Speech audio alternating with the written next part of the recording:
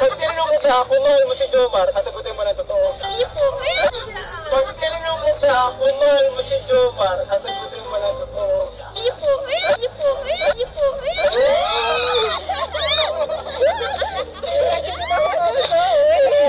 Masaya ka kay Kuya Jomar. Ako man ito.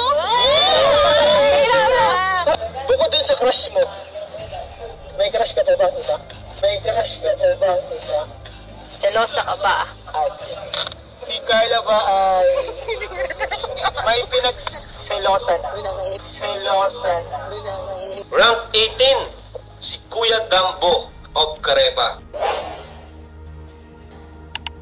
Oh my goodness, hala! Carla sumailalim sa lie detector test challenge. Naku po, grabe nga ang mga naging tanong nila kay Carla dito. Masaya ba daw si Carla sa bebe jumps niya? Tapos may crush ba daw ang isang Carla? At di lang ba daw ito nag-iisa? Naku po, pambihirang tanong ito. Tapos ang napakamainit nga na tanong ay, may pinagseselosan ba daw si Carla? Oh my goodness, nakakagulat nga ang naging results sa lahat ng napakamainit na katanungan na ito. Bago po tayo magpapatuloy mga idol sa pagre-reaction ay, shoutout ko po muna ang leaders ng Kalingap na sina, Kuya Val Santos Matubang, Ate Edna Vlogs, Idol Kalingap Rab, at Ma'am Jackie Tapia Matubang. Pati na rin po sa lahat ng charity vloggers, Kalingap Reactors, especially na po ang Carepa, suportahan po natin sila palagi. Ito na nga, ini-explain na nga ni Idol Kalingap Ian Ramirez kay Carla ang about sa lie detector test challenge. Dito nga daw malalaman natin na kung honest ba daw ang isang Carla. Hala, naku po, pambihirang lie detector test challenge na ito. Nakakakaba naman pala ito. Ito po. Ngayon po ay detector test po natin si Carla. Dito po natin may kita makalang kung honest ba si Carla. Honest ka ba? So ayaw mga kalingap, honest si Carla. So kapag tinanong ko, pag tinanong kita kung mahal mo si Jomar, kasagutin mo na totoo. Hindi po. Pag tinanong kita kung mahal mo si Jomar, kasagutin mo na totoo. Hindi po. Hindi po. Hindi po.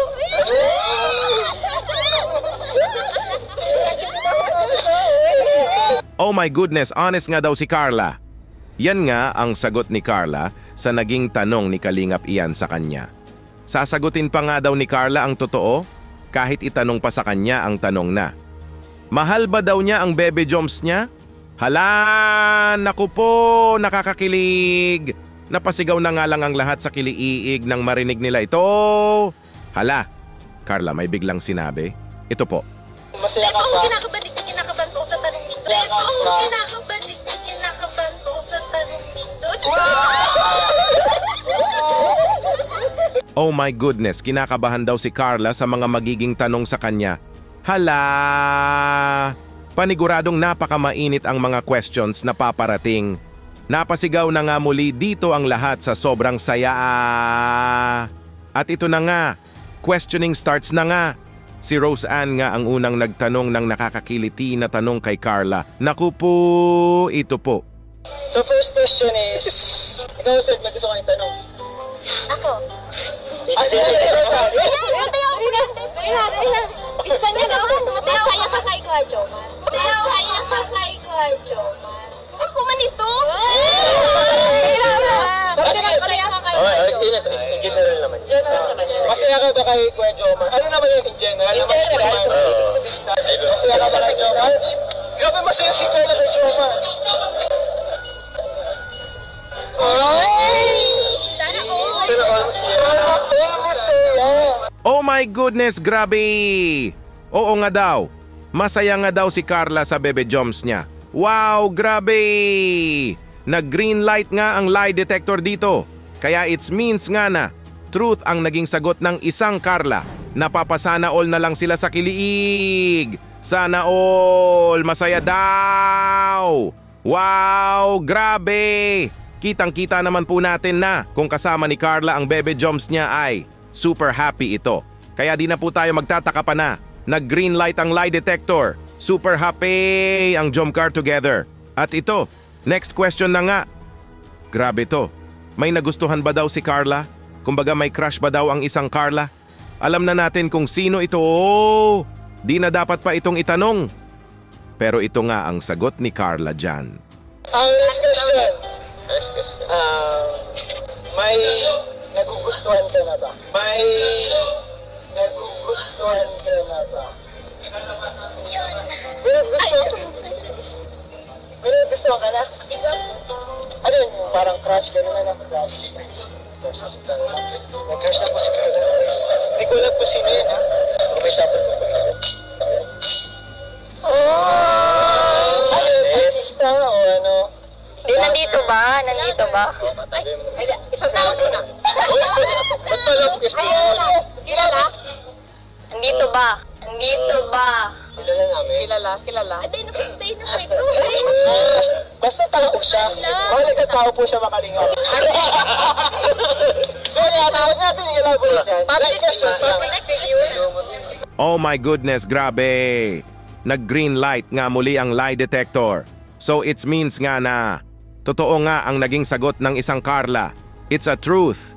Tinanong na nga nila dito si Carla na, andito ba daw ang crush ni Carla? Kilala ba daw nila? Naku po, di na nga ito kailangan pang itanong. Alam na nating lahat kung sino ito.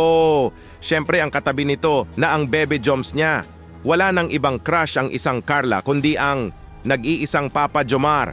At ito, another question pa nga. Hala, grabe to. Bukod sa crush nito, may iba pa ba daw na crush ang isang Carla? Hala, naku po. Ito nga ang sagot ni Carla dyan. Bukod dun sa crush mo, may crush ka ba iba? May crush ka ba iba? Mayo po. Saro lang po ang crush. Isa lang ang crush ni Kylie. Isa lang ang crush ni Kylie. Ilang bali sa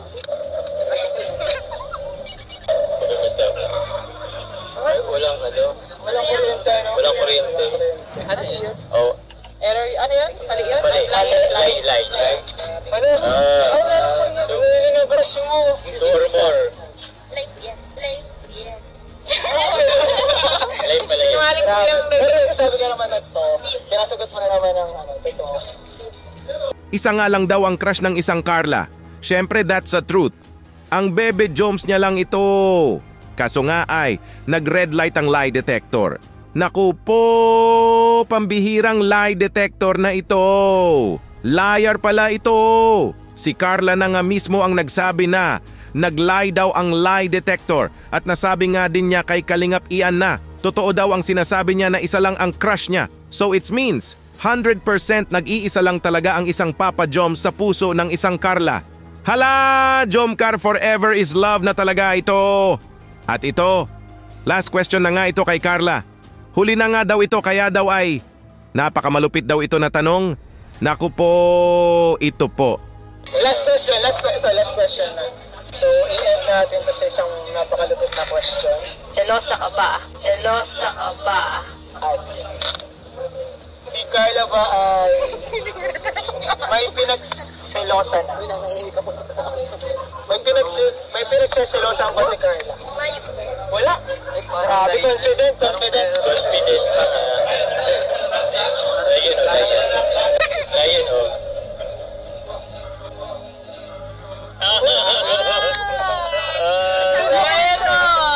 Meron. So, may pinagseselosa to guys. Kilala ba Carla? Pero sino ang pinagseselosa? Oh my goodness, grabe! Wala na ngang pinagsisilosa ng isang Carla. Kaso nga ay, nag-lie na naman nga ulit ang lie detector, red light na naman, naku po, another error na naman, pambihirang lie detector na ito. Wala naman talagang pagsisilosa ng isang Carla kasi nga ay, siya lang naman talaga ang nag-iisa sa puso ng Bebe Joms niya. Siya lang at ang Papa Joms niya hanggang sa huli. Jomcar forever hanggang sa dulo ng walang hanggaan.